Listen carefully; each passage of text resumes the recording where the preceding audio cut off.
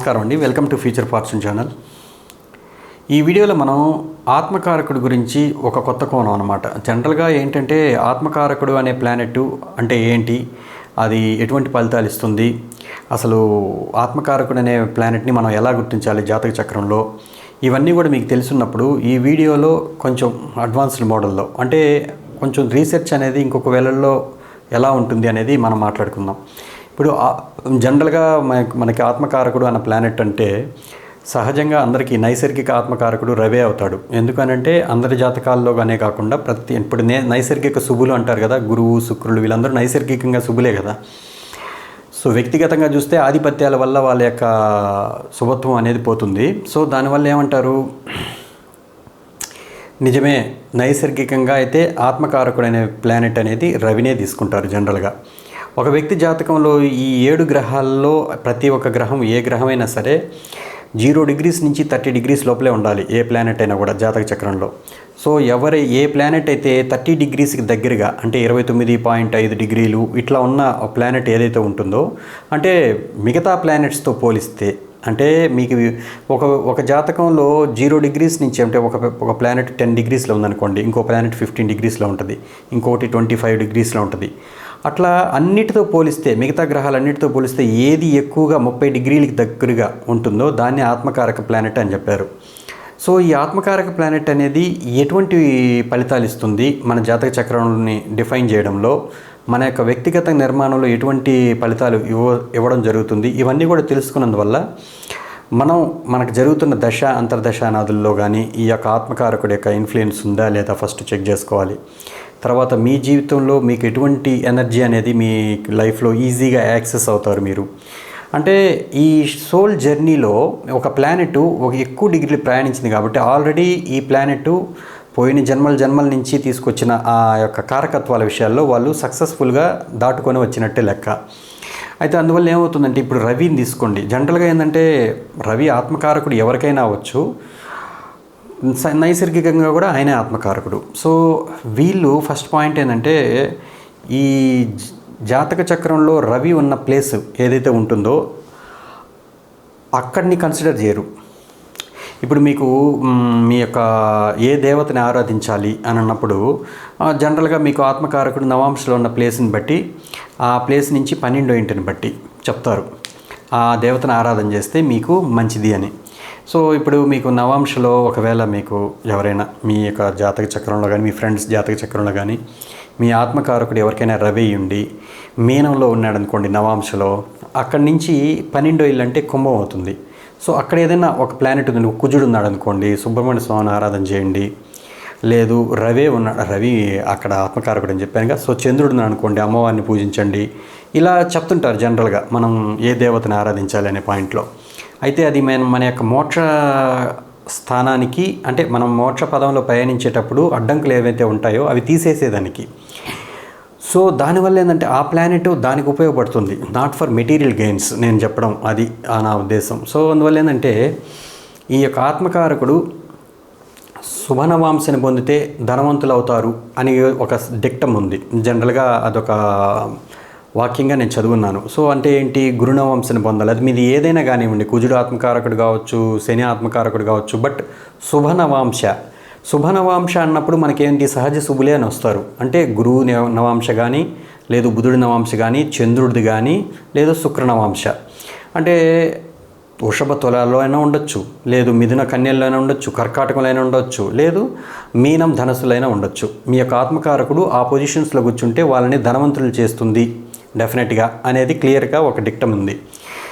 So ఇది ఒక రకంగా ఆ డిక్టం ఉపయోగపడినా, అసలు ఈ కాన్సెప్ట్లో నేను ఆలోచించేది ఏంటంటే, ఒక వ్యక్తి రవి ఆత్మకారకుడైన వ్యక్తి ఈ జన్మలో ఏం చేయాలి, చంద్రుడు ఆత్మకారకుడైన వ్యక్తి ఈ జన్మలో ఏం చేయాలి, ప్లస్ ఈ ఆత్మకారకుడు నవాంశలో ఉంటే ఆయన ఉన్న రాశ్యాధిపతి ఏటిని ఇండికేట్ చేస్తాడు, అంటే ఏ కారకత్వాన్ని ఇండికేట్ చేస్తారో ఆ విషయాలపైన ఇతనికి సెకండ్ పార్ట్ ఆఫ్ లైఫ్లో ఎక్కువగా ఇంట్రెస్ట్ అనేది పెరగడం జరుగుతుంది. అందువల్ల వాళ్ళు చనిపోయిన తర్వాత అది వాళ్ళ ఆత్మకారకుడిగా నెక్స్ట్ బర్త్లో ఖచ్చితంగా అది ఇండికేట్ చేస్తుంది. అంటే ఒక వ్యక్తి జాతకంలో ఇప్పుడు రవి ఆత్మకారకుడిగా తీసుకున్నాం అనుకోండి, ఆయన మీనంలో ఉన్నాడు. సో మీనంలో ఉండబట్టి మీనానికి అధిపతి ఎవరు? నవాంశలో కానీ ఎక్కడైనా కానీ యాక్చువల్గా ఇది నేను చెప్పే కాన్సెప్ట్ ఏంటంటే, మీకు మీ యొక్క జాతకంలో ఆత్మకారక ప్లానెట్ గుర్తించండి, ఆయన నవాంశలో ఎక్కడున్నాడో చూడండి. ఆ నవాంశలో ఉన్న రాశ్యాధిపతి యొక్క కారకత్వాలు మీకు ఈ జీవితంలో సెకండ్ పార్ట్ ఆఫ్ లైఫ్లో అబౌట్ 30 నుంచి చూసుకోండి, ఎక్కువగా మీరు వాటి పట్ల ఇంట్రెస్ట్ చూపించడం స్టార్ట్ చేస్తారు. సో అవి స్టార్ట్ చేయడం, అది అలాగా కంటిన్యూ అవి మీ చనిపోయిన తర్వాత డెఫినెట్గా అది ఆత్మకారక ప్లానెట్గా నెక్స్ట్ బర్త్లో పరిణమిస్తుంది అనమాట. సో అందుకని నేనేమంటానంటే, ఇది కొంచెం రీసెర్చ్ మోడ్ పాయింట్ ఆఫ్ వ్యూలో మాట్లాడడం జరుగుతుంది. ఇది అలాగే జరుగుతుంది కూడా, చాలామందికి చూశాను నేను. సో ఇప్పుడు ఒక వ్యక్తి రవి ఆత్మకారకుడుగా ఉంటే ఏంటి అంటే, మెయిన్ పాయింట్ గవర్నమెంటు, ఫాదరు, తర్వాత మీ యొక్క పెద్ద కొడుకు, తర్వాత మీ యొక్క నేమ్ అండ్ ఫేము, ఇవన్నీ కూడా కారకత్వాలు, అవునా కదా? సో వీటి విషయాల్లో మీరు ఈ జన్మలో ఎక్కువగా మీ ఫాదర్ గవర్నమెంట్ జాబ్ చేసే వ్యక్తి అయినా ఉండాలి, లేదు మీరు గవర్నమెంట్ సెక్టార్స్తో అంటే వాళ్ళ యొక్క అఫీషియల్స్తో మీరు ఎక్కువగా ఇన్వాల్వ్మెంట్ ఉండాలి, లేదు మీరు ఒక కంపెనీకి CEO స్థాయిలో ఎదిగే అవకాశాలు ఉంటాయి, లేదండి మీకు ఇంకా ఆధ్యాత్మిక జగత్తులో అయితే మాత్రం మీరు ఒక ఆశ్రమాన్ని స్థాపించే వ్యక్తిలాగా ఎదిగే అవకాశాలు ఉంటాయి. సో ఇట్లా ఏదైనా కానీ మొత్తానికి అది ఈ యొక్క ఎనర్జీని ఈ జీవితంలో వాళ్ళు ఈజీగానే వాళ్ళు యాక్సెసింగ్ చేసుకోగలరు. ఎందుకంటే ఆల్రెడీ పోయిన జన్మలో వీళ్ళు బాగా అనుభవించారు, అంటే వాటి మీద బాగా పట్టు సాధించారు కాబట్టి ఈ జన్మలో. బట్ ఈ జన్మలో ఎందుకు అది మళ్ళీ అలాగే ఉంది అంటే, ఆ నెగిటివ్ ఆస్పెక్ట్ ఉంటుంది. ఏ ప్లానెట్కైనా కూడా నెగిటివ్ ఆస్పెక్ట్ కూడా ఉంటుంది కదా. సో సన్నికి ఏంటి? ఈగో. సో దురహంకారంతో మీరు కానీ ఏదైనా ప్రాబ్లమ్స్ ఫేస్ చేస్తుంటే, ఇండికేట్ చేస్తుంటే, దాని నుంచి ఈ జన్మలో అయినా కూడా మీకు ఆ పొజిషన్ ఇస్తుంది, అదే సేమ్ పొజిషన్ ఇస్తుంది. బట్ ఆ యొక్క దురహంకారం అనేది లేకుండా మీరు అందరికీ సర్వీస్ చేయగలిగే స్థితిలో ఉంటే అక్కడి నుంచి విముక్తి అయిపోయినట్టు ఆ సన్ యొక్క ఎనర్జీ నుంచి. సో అది మోక్ష పదానికి తీసుకెళ్తున్నట్టే లెక్క.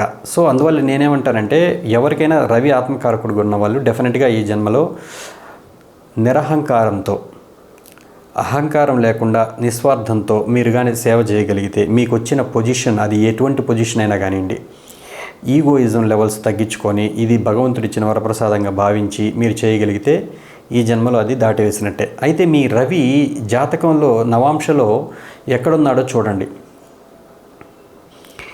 ఆయన ఒకవేళ గురువు అయితే మీరు సెకండ్ పార్ట్ ఆఫ్ లైఫ్లో ఎక్కువగా ఆధ్యాత్మికత, గైడెన్స్, ఒకరికి సలహాలు ఇచ్చే వృత్తిలో కానీ, లేదు అటువంటి జీవితాన్ని మీరు తీసుకోవడం కానీ, లేదు మీరు డెఫినెట్గా కొంచెం జ్ఞానవంతులని చెప్పను, బుక్స్, వేదాలు, పురాణాలు, తర్వాత అటువంటి వాటి పట్ల ఎక్కువగా ఇంట్రెస్ట్ ఉండడం, సో ఎక్కువగా ఇతరులకు మేలు చేసే సలహాలను ఇవ్వాల్సిన సందర్భాలు రావడం, ఇవన్నీ కూడా సెకండ్ పార్ట్ ఆఫ్ లైఫ్లో ఎక్కువ ఉంటాయి.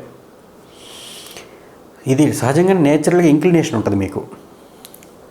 సో ఒకవేళ మీకు గురువు అని కాదు, ఇప్పుడు మీకు ఆత్మకారకుడు ఏ ప్లానెట్ అయినా కానివ్వండి, ఆ ఆత్మకారకుడు నవాంశలో కుజనవాంశ పొందాడు అనుకోండి, అంటే మేషం కానీ వృశ్చికం కానీ మీ ఆత్మకారకుడు ఉన్నట్లయితే దానికి కుజుడు అధిపతిగా తీసుకుంటారు. సో అందువల్ల మీరు ఈ సెకండ్ పార్ట్ ఆఫ్ లైఫ్లో ఫిజికల్గా ఫిట్గా ఉండేదానికి ట్రై చేయడం, బ్రదర్ యొక్క జీవితంలో మీరు కొంచెం ఎక్కువగా ఇన్వాల్వ్ అవ్వడం, సో కుజుడి యొక్క కారకత్వాల విషయాల్లో మీకు ఇంట్రెస్ట్ బాగా పెరుగుతుంది. అంటే స్పోర్ట్స్ కానీ, ఫిజికల్గా ఫిట్నెస్ ఉండడం కానీ, బ్రదర్స్ అండ్ సిస్టర్స్ విషయంలో ఇన్వాల్వ్మెంట్ ఉండడం కానీ, తర్వాత మీకు ఇక చెప్పాలంటే ఒకవేళ సర్జరీ అంటే మీరు డాక్టర్స్ అయితే సర్జరీ వైపు ఎక్కువగా ఇంట్రెస్ట్ చూపించడం కానీ, లేదు స్పోర్ట్స్లో అయితే బాగా ఎక్సెల్ అవ్వడం కానీ, అప్పటి నుంచి మీకు బాగా ఎనర్జీ లెవెల్స్ బాగా ఇన్పుట్ చేసుకోవడం కానీ, ఇవన్నీ కూడా ఉండనే ఉంటాయి. కోర్టులు, కేసెస్, ఇవన్నీ కూడా ఒక్కోసారి వాటిలో బాగా మంచి లాయర్స్ అవ్వచ్చు, ఒక్కోసారి మంచిగా డాక్టర్స్ అవ్వచ్చు. ఇవన్నీ సెకండ్ పార్ట్ ఆఫ్ లైఫ్లో మీకు బాగా fame and name and fame కూడా తీసుకురావచ్చు. అయితే ఎందుకు చెప్తున్నానంటే, ఇది ఒక పవర్ మీకు ఈ ఆత్మకారకుడు నవాంశులు ఎక్కడ ఉంటాడో 100% మీ సోలు ఆ యొక్క రాశ్యాధిపతి మీద ఎక్కువగా ఉంటుంది. అంటే ఆ ఇన్ఫ్లుయెన్స్ ఉంటుంది, ఇంట్రెస్ట్ కూడా చూపిస్తుంది. సో దానివల్ల దాంట్లో ఇంకా ఎక్కువగా మీరు ఇంట్రెస్ట్ చూపించినందువల్ల ఈ జన్మలో మీరు ఆ విషయాల పట్ల ఎక్కువగా ఇంట్రెస్ట్ పెంచుకోవడం అనేది జరుగుతుంది. అది కంటిన్యూషన్ నెక్స్ట్ బర్త్కి వెళ్ళిపోతుంది అన్నమాట ఆత్మకారకుడిగా. అంటే మీరు ఒకవేళ మీ జాతకంలో గురువు ఆత్మకారకుడే ఈ జన్మలో ఉన్నాడు అనుకోండి, లాస్ట్ బర్త్లో మీకున్న ఆత్మకారకుడు ఉన్న రాశ్యాధిపతి గురువు అయి ఉంటాడు. అందుకే ఈ జన్మలో మీకు గురువుకు సంబంధించిన ఆత్మకారకుడు ఏర్పడ్డాడు. మీకు గురువులతో ఎక్కువగా సాంగత్యం ఉండడం, గురు సేవ చేయాల్సి రావడం, లేదు మంచి హయ్యర్ నాలెడ్జ్ ఉన్న పుస్తకాలు చదవడం, ఫిలాసఫికల్ బుక్స్ కానీ లేకపోతే ఇతర మతాల గ్రంథాలు కానీ ఏదైనా కానీ వక్రంలో ఉంటే ఇతర మతాల గ్రంథాలు కూడా చదివే అవకాశాలు ఉంటాయి. ఎందుకంటే వక్రించిన గ్రహం ఆత్మకారకుడైతే డెఫినెట్గా వాళ్ళు చాలా వరకు అది కార్మిక్ బ్యాక్లాగ్ అంటారు.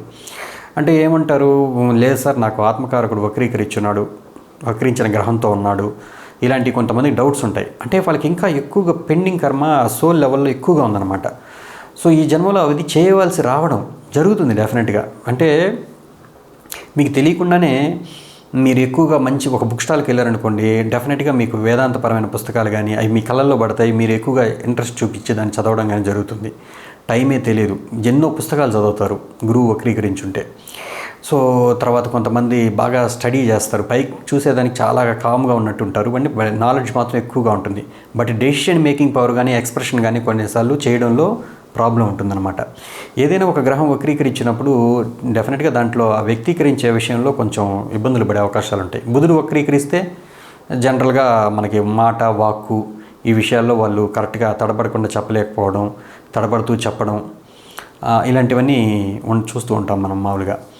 సో అట్లాగే ఒకవేళ మీకు కుజ నవాంశ కాకుండా వృషభ నవాంశ పడ్డారనుకోండి, వృషభంలో కానీ తులలో కానీ మీ యొక్క ఆత్మకారకుడు ఉన్నాడనుకోండి, అప్పుడు మీకు శుక్రుడు ఖచ్చితంగా ఇంట్రెస్ట్ చూపిస్తారు సెకండ్ పార్ట్ ఆఫ్ లైఫ్లో. అంటే మీరు సరదాలకి లేదు ఆభరణాలు ధరించే విషయంలో కానీ, మంచి పర్ఫ్యూమ్స్ వాడే విషయంలో కానీ, లేకపోతే మంచి బట్టలు ధరించే విషయంలో కానీ, మంచిగా జీవితాన్ని అందంగా ఉండాలనుకోవడంలో కానీ, లేదు మీకున్న ఇంటి వాతావరణం కానీ ప్రతిదీ అందంగా తీర్చిదిద్దుకోవడంలో కొంచెం బాగా ఇంట్రెస్ట్ చూపించే అవకాశాలు ఉంటాయి.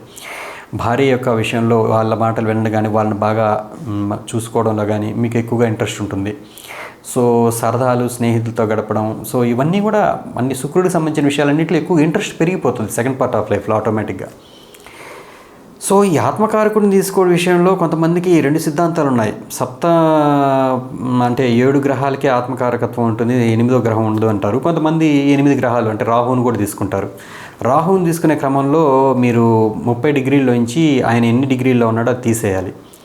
తీసేస్తే వచ్చే డిగ్రీలే, ఆయన రివర్స్ తిరుగుతాడు కాబట్టి డెఫినెట్గా మీరు ఆ డిగ్రీలు తీసేయాలి. ఇప్పుడు మీకు రాహు 2 డిగ్రీల్లో ఉన్నాడు అనుకోండి, 30లోంచి 2 తీసేస్తే ఎంత, 28.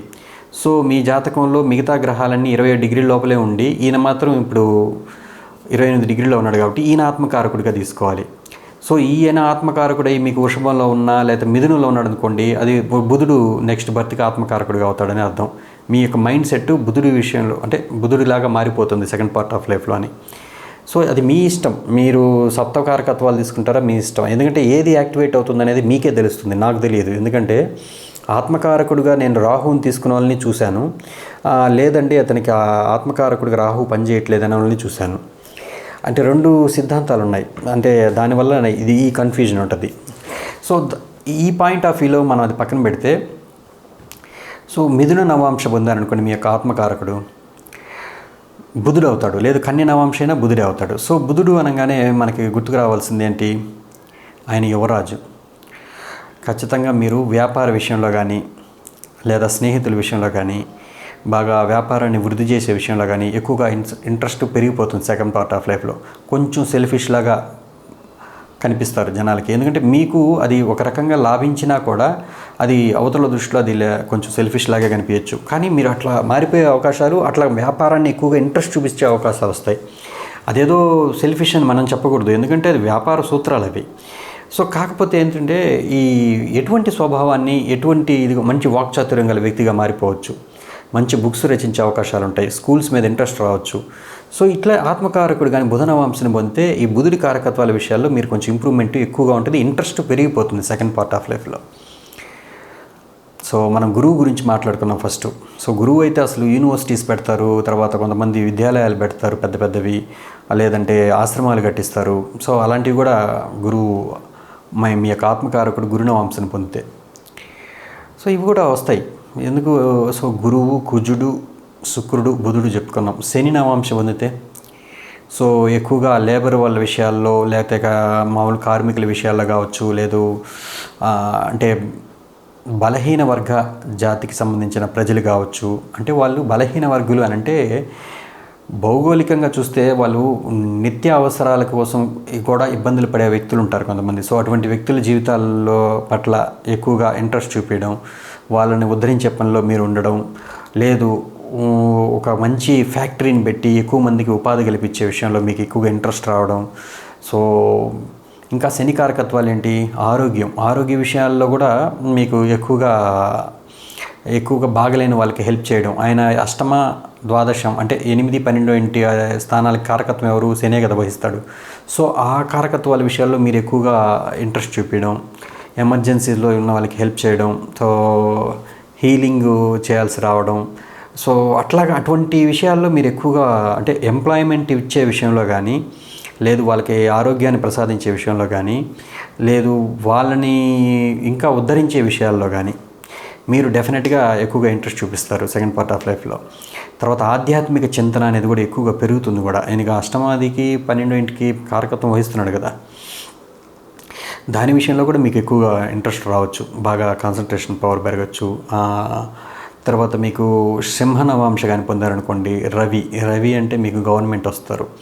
సో గవర్నమెంట్ యాక్టివిటీస్లో ఎక్కువగా పాల్గొనడం, లేదు పెద్ద కంపెనీకి సీఈఓగా వ్యవహరించడంలో బాగా ఇంట్రెస్ట్ చూపించడం, లేదు మీ యొక్క తండ్రి గారి యొక్క వ్యాపారాన్ని వృద్ధి చేయడంలో ఇంట్రెస్ట్ చూపించడం. సో నీకు మీ నేమ్ అండ్ ఫేమ్ విషయం పట్ల బాగా ఎక్కువగా ఇంట్రెస్ట్ చూపించడం, ఇవన్నీ కూడా ఉండనే ఉంటాయి.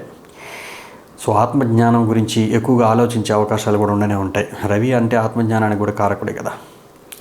సో ఒకవేళ మీకు చంద్రుడు ఏంటంటే మీ యొక్క ఆత్మకారకుడు చంద్రనవాంశను పొందాడు అనుకోండి. సో మీకు చంద్రుడి యొక్క కారకత్వాలు ఏంటి, ఫీడింగ్. ఫస్ట్ పాయింట్ ఏంటి, తల్లి కారకుడు కదా మామూలు చంద్రుడు. సో తల్లిలాగా మీరు కూడా వేరే వాళ్ళకి ఆలనా పాలన చూడడం, సో రెస్టారెంట్ బిజినెస్లు పెట్టడం, లేదు వాటర్కి సంబంధించిన రిలేటెడ్ కానీ, లేదు ప్రయాణాలకు సంబంధించిన బిజినెస్లో కానీ, లేదు హీలింగ్ టెక్నిక్స్ ఏవైతే ఉంటాయో వాటిల్లో విషయాల్లో మీరు ఎక్కువగా ఇంట్రెస్ట్ చూపించడం. తర్వాత మనకి మోసపూరితం అనే పాయింట్ వచ్చినప్పుడు చంద్రుడు వస్తాడు. జనరల్గా కొంతమందికి ఆయన చంద్రుడు బాగలేకపోతే అక్కడ ఏదైనా రాహుకేతులతో ఉండో, లేకపోతే నవాంశ రాశి చక్రంలో ఆయన చంద్రుడు ఆత్మకారకుడయ్యండి. చంద్రుడు ఆత్మకారకుడు కాదు, ఏదైనా గ్రహం ఆత్మకారకుడయ్యండి. ఆయన ఒకవేళ చంద్రనవాంశను పొందినప్పుడు ఇంకేదైనా నెగిటివ్ ఆస్పెక్ట్స్ కానీ ఉంటే మోసం చేసే అవకాశాలు కూడా ఉండనే ఉంటాయి. ఏదైనా మీరు మోసపోతారు, లేదా మీరు మోసం చేసే అవకాశాలు వస్తాయి. అంటే అది ఒక రకంగా ఇది మిగతా ఆస్పెక్ట్స్ని బట్టి చెప్పాలి, అట్లా గుడ్డిగా చెప్పేసేది తగదు. కానీ ఎక్కువగా చంద్రుడి నవాంశం పొందిన వ్యక్తులు ఈ విధమైన కార్యకలాపాలు చేయడంలో ఇంట్రెస్ట్ చూపిస్తారు. అంటే ఎక్కువగా కేరింగ్. ఫస్ట్ పాయింట్, చంద్రుడు అంటే కేరింగ్ ఇండస్ట్రీ అనేది ఏదైనా కావచ్చు, హాస్పిటల్స్ కావచ్చు, లేదా రెస్టారెంట్స్ కావచ్చు, లేదు ఏదైనా లాడ్జీలు కావచ్చు, లేదు ఏదైనా రిసార్ట్స్ కావచ్చు. సో ఇవన్నీ కూడా అటువంటి వాటి పట్ల మీకు ఇంట్రెస్ట్ పెరుగుతుందన్నమాట.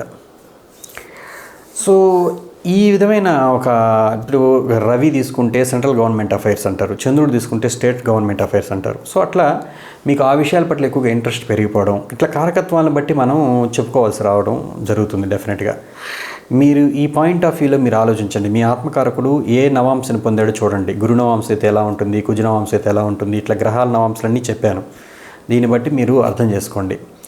ఓకేనండి. అయితే ఒకటి, ఆత్మకారకుడు అనే ప్లాంట్ డెఫినెట్గా అది ఏదైనా కానివ్వండి, ఆయన ఒకవేళ సహజ పాప అయితే కొంచెం టఫ్ ఎక్కువగా ఉంటుంది లైఫ్లో, ఆ దశ అంతర్దశలు జరిగేటప్పుడు.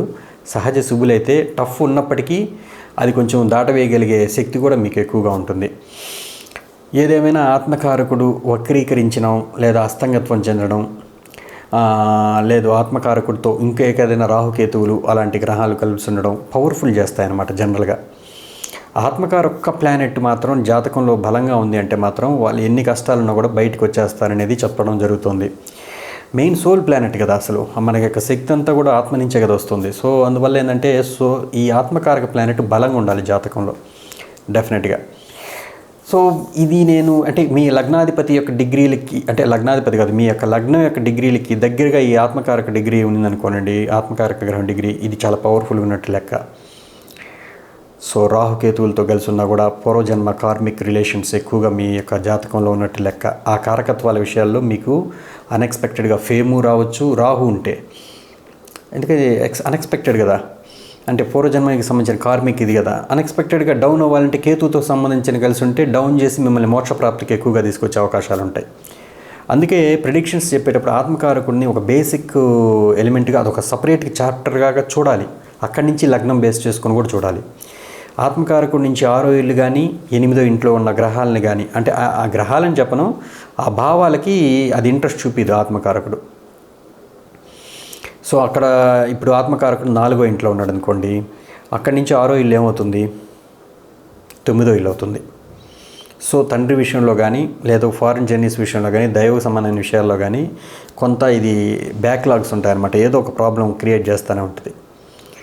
సో ఆత్మకారకుడు 2వ ఇంట్లో ఉన్న మీకు సప్తమం చూస్తుంది, సప్తమం 6వ ఇల్లు అవుతుంది. 9వ ఇల్లు 8వ ఇల్లు ఏమవుతుంది, 9వ ఇల్లు అవుతుంది. సో ఆ భావాల విషయాల్లో ఇప్పుడు 11వ ఇంట్లో ఉన్నాడు అనుకోండి ఆత్మకారకుడు, ఎవరికైనా 11వ ఇంట్లో ఉంటే అక్కడి నుంచి 6వ ఇల్లు ఏమవుతుంది, మీకు 4వ భావం అవుతుంది. అందుకని జన్మస్థానం నుంచి కానీ, జన్మ భూమి విషయంలో కానీ ఈయన కొంచెం జన్మస్థానానికి దూరంగా ఉంటే బాగుంటుంది, లేదంటే ఇబ్బంది పడుతుంటారు. ఒప్పుకోదు, మీ సోల్ ఒప్పుకోదు అనమాట, ఆ ప్లేస్ని ఇష్టపడదు. 6వ ఇల్లు కానీ ఎవరైనా ఏ ప్లానెట్ అయినా 6వ ఇంట్లో ఉండడానికి ఇష్టపడదు కదా, అలాగే ఆత్మకారకుడు కూడా అంతే, అక్కడ ఉండడానికి ఇష్టపడ్డా. అసలు కంప్లీట్గా ఆపోజిట్. ఆత్మ ఎప్పుడు ఫ్రీడమ్గా ఉండాలని ట్రై చేస్తుంది. సో ఈ 6వ ఇల్లు అంటేనే మీకు కామక్రోధ మోద మొహ మాత్సర్యాలు అంటుంటారు కదా జనరల్గా. సో ఆ యొక్క షడ్గుణాలు అని చెప్పను, బట్ ఇదో అంటారు కదండి, కామ క్రోధ లోభ మోహ మద మాత్సర్యాలు అని అంటారు. సో ఈ యొక్క గుణాలలో మీరు ఆ ఇరుక్కుపోవడం అనేది అసలు సోల్కే నచ్చదు జనరల్గా. సో అందువల్ల 6వ ఇంటిని అది అసలు ఇష్టపడదు ఆయన ఉన్న ప్లేస్ నుంచి. సో 8వ ఇల్లు కూడా ఒప్పుకోదు. సో ఆ భావాల విషయాల్లో జీవితంలో మీరు ఎంత ప్రయత్నిస్తున్నా కూడా చాలా ల్యాగ్ జరుగుతుంది, చాలా కష్టంతో కూడుకున్న ప్రయత్నం చేయాల్సి ఉంటుంది. సో ఇదండి. సో ఆత్మకారకుడు నవాంశలో ఏ రాశిలో ఉంటాడో ఆ రాశ్యాధిపతి మీకు నెక్స్ట్ బర్త్లో ఆత్మకారకుడిగా వస్తాడు అనేదానికి, మీరు ఆ విషయాల పట్ల ఎక్కువగా ఇంట్రెస్ట్ చూపిస్తారనేదానికి ఈ వీడియో చేయడం జరిగింది. ఓకేనండి, మీకు అర్థమైందని అనుకుంటున్నాను. నమస్కారం, మీ రాజేష్.